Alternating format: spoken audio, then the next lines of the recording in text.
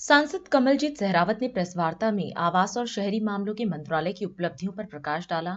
उन्होंने बताया कि राजधानी दिल्ली में परिवहन व्यवस्था को बेहतर बनाने में दिल्ली मेट्रो ने अहम भूमिका निभाई है और पिछले 10 सालों में दिल्ली मेट्रो का तेजी से विस्तार हुआ है। वहीं उन्होंने बताया कि भारत में कुल 973 किलोमीटर मेट्रो नेटवर्क का विस्तार हुआ है, जिसमें से 393 किलोमीटर दिल्ली एनसीआर में है, जबकि 141 किलोमीटर पर निर्माण कार्य जारी है।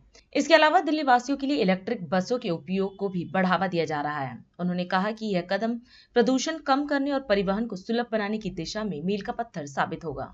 ये प्रेस कॉन्फ्रेंस मैं ministry of urban housing affair की कंसल्टेटिव कमेटी की मेंबर होने के नाते आपके साथ कर रही हूँ, ताकि आपको पता चले कि भारत और विशेषकर दिल्ली राजधानी में प्रधानमंत्री जी के नेतृत्व में क्या क्या काम ये मिनिस्ट्री कर रही है। साथियों, सबसे पहले अगर हम किसी शहर की डेवलपिंग से डेवलप की परिकल्पना करते हैं, विचार करते हैं, तो सबसे पहले वहाँ का ट्रांसपोर्ट सिस्टम सबसे इम्पोर्टेंट होता है। इस ट्रांसपोर्ट सिस्टम में दिल्ली को राजधानी में एक अच्छा रूप देने के लिए जो सबसे बड़ा रोल है वो दिल्ली मेट्रो का है। आप सबको बताते हुए मुझे बहुत खुशी हो रही है कि पिछले 10 सालों में इस काम की गति बहुत बड़ी है। 2014 तक भारत के अंदर 248 किलोमीटर का मेट्रो नेटवर्क था, जिसे 10 वर्षों में 745 किलोमीटर बढ़ाया गया और आज 2024 में वर्तमान में 993 किलोमीटर मेट्रो का नेटवर्क भारत के अंदर है। क्योंकि हम दिल्ली राजधानी में रहते हैं तो हमारी दिल्ली को लेकर विशेष चिंता है। तो आपको बताते हुए मुझे खुशी हो रही है कि भारत में सबसे अधिक मेट्रो नेटवर्क का जहां निर्माण हुआ है वो क्षेत्र दिल्ली एनसीआर है। दिल्ली एनसीआर में 393 किलोमीटर का मेट्रो लाइन अभी तक कंप्लीट होकर 141 किलोमीटर की मेट्रो लाइन काम चल रहा है, निर्माणाधीन है।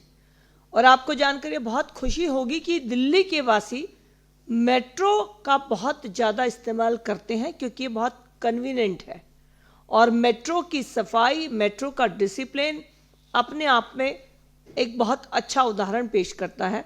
अगर हम दिल्ली में औसत देखें कि कितने व्यक्ति मेट्रो में चलते हैं, तो अभी तक का अधिकतम औसत 74 लाख व्यक्ति एक दिन का आया है। ट्रांसपोर्ट में, क्योंकि दिल्ली के चारों तरफ के क्षेत्र भी ऐसे हैं जहां से दिल्ली के लोगों को या दिल्ली में वहां से लोगों को प्रतिदिन आना जाना पड़ता है, एनसीआर का क्षेत्र। और इसीलिए एनसीआर के क्षेत्र में regional rapid transit system RRTS, इस सिस्टम को डेवलप करने के लिए केंद्रीय सरकार ने आदरणीय प्रधानमंत्री नरेंद्र मोदी जी के नेतृत्व में बहुत ध्यान दिया और 2019 में 42 किलोमीटर की पहली RRTS लाइन दिल्ली गाजियाबाद मेरठ के लिए सैंक्शन हुई। कार्य को करने की गति आप इस बात से समझ सकते हैं कि अक्टूबर 2023 में 82 किलोमीटर में से 42 किलोमीटर का पहला सेक्शन चालू कर दिया गया है। पहले अगर हम देखें 2014 से पहले, तो प्रतिदिन मेट्रो की निर्माण कितना होता था, तो 0.68 किलोमीटर प्रति माह होता था और अब 6 किलोमीटर प्रति माह हो रहा है। यानी किसी भी सिस्टम को किस तरह से गति दी जा सकती है, हम पिछले 10 साल में मेट्रो की स्पीड और जमीन पर आए हुए मेट्रो के नेटवर्क को देखकर समझ सकते हैं। दूसरा, शहर की परिवहन व्यवस्था में महत्वपूर्ण होती हैं बसेस। और बस पब्लिक ट्रांसपोर्ट का सबसे बड़ा साधन भी है, लेकिन बस के साथ दिक्कत ये भी है कि उससे प्रदूषण बहुत होता है। इसीलिए सरकार ने ये फैसला लिया, केंद्र सरकार ने, कि दिल्ली के अंदर ई बसेस को शुरू किया जाए और दिल्ली के साथ जितनी भी बड़ी क्षेत्र, जो शहरों की बात करें, राजधानियों की बात करें, राज्यों की, तो वहाँ पर भी इस मॉडल को लाने के लिए एक योजना शुरू की गई और इसे PM ई बस सर्विसेज के नाम से 2016 अगस्त में शुरू किया गया। 10,000 बसों को सभी सरकारों को देने का लक्ष्य केंद्र सरकार की तरफ से रखा गया, ताकि एक फ्लीट उनकी तरफ से आ जाए और उससे मोटिवेट होकर जो राज्य सरकारें हैं वो खुद अपनी बसेस को उस टाइप में, जिससे कि पॉल्यूशन कम हो और जिसके अंदर एसी भी लगा हो, जनता की सुविधा हो, अपनी सिस्टम को चेंज कर पाएँ। तो मुझे बताते वक्त बहुत खुशी हो रही है कि 921 बसें दिल्ली सरकार को केंद्र सरकार की तरफ से दी जा चुकी हैं।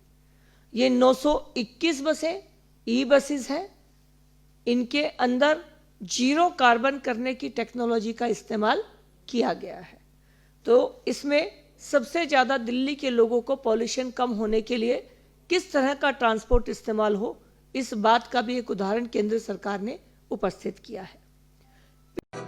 राष्ट्र सर्वप्रथम, राष्ट्र सर्वप्रथम, राष्ट्र सर्वप्रथम, राष्ट्र सर्वप्रथम।